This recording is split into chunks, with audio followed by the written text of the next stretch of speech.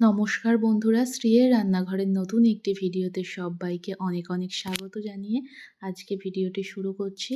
আজকে খাসির মাংসের পাতলা ঝোলের রেসিপি আপনাদের সাথে শেয়ার করব। প্রথমেই 1 কেজি মাংস ভালোভাবে ধুয়ে পরিষ্কার করে জল ঝরিয়ে নিয়ে তাতে নুন, হলুদের গুঁড়ো, লাল লঙ্কার গুঁড়ো আর কিছুটা পরিমাণে সর্ষের তেল দিয়ে ভালোভাবে মাখিয়ে রেখে দেব আধ ঘন্টা। তারপর উনুন ধরিয়ে কড়াই গরম করে তাতে কিছুটা পরিমাণে সর্ষের তেল দিয়ে কয়েকটা আলু দিয়ে দেবো। এখানে 6টা আলু নিয়েছি, আর আলুগুলি একটু ছোট সাইজের ছিল তাই গোটাই রেখেছি।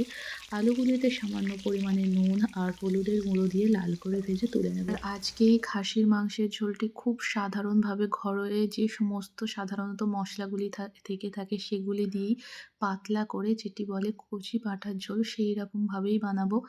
আলুগুলি তুলে নেওয়ার পর ওই তেলের মধ্যেই তেজপাতা, শুকনো লঙ্কা, গোটা গরম মশলা দিয়ে কয়েক মিনিট পর দিয়ে দেব কুচিয়ে রাখা পেঁয়াজ। এখানে 3টি মিডিয়াম সাইজের পেঁয়াজ নিয়েছি। পেঁয়াজটি তেলের মধ্যে কিছুটা সময় ভালোভাবে একটু লাল করে ভেজে নিতে হবে। পেঁয়াজটি একটু ভাজা হয়ে গেলে দিয়ে দেব বেটে রাখা রসুন। এখানে 50 গ্রাম রসুন রয়েছে।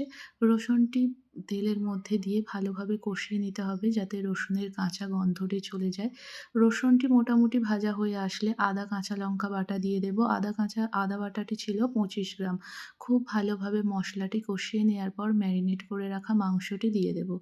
দিয়ে মাংসটি মশলার সাথে মিশিয়ে নেব, আর তারপরে দিয়ে দেব কাশ্মীরি লঙ্কার গুঁড়ো, একটু কালারের জন্য দিয়ে দিচ্ছি। তারপরে মাংসটি 20 থেকে 25 মিনিট উনুনের আঁচটি হাইতে রেখে খুব ভালোভাবে কিন্তু কষিয়ে নিতে হবে।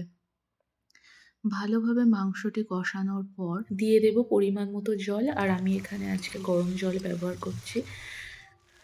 আর জলের পরিমাণটা অল্পই রাখবো, কারণ আজকে মাটনটা প্রেশারের মধ্যে দিয়ে সিদ্ধ বসাবো। আর আজকে আমি এই রেসিপিটি বানালাম ঠিক আগে যেভাবে মা খুব অল্প মশলায় একদম পাতলা করে মাটনের ঝোল বানাতো খুব সাধারণভাবে, সেই রকমই রেসিপি শেয়ার করলাম। জল দেওয়ার পর যখন ঝোলটি ফুটে উঠবে, প্রেশারের মধ্যে দিয়ে উপর থেকে ভেজে রাখা আলুটি দিয়ে বন্ধ করে 4টে সিটি দিয়ে দেবো। আর ঢাকাটি খোলার পর 1 টেবিল চামচ গরম মশলা দিয়ে নামিয়ে নেব। গরম গরম ভাতের সাথে পরিবেশন করব।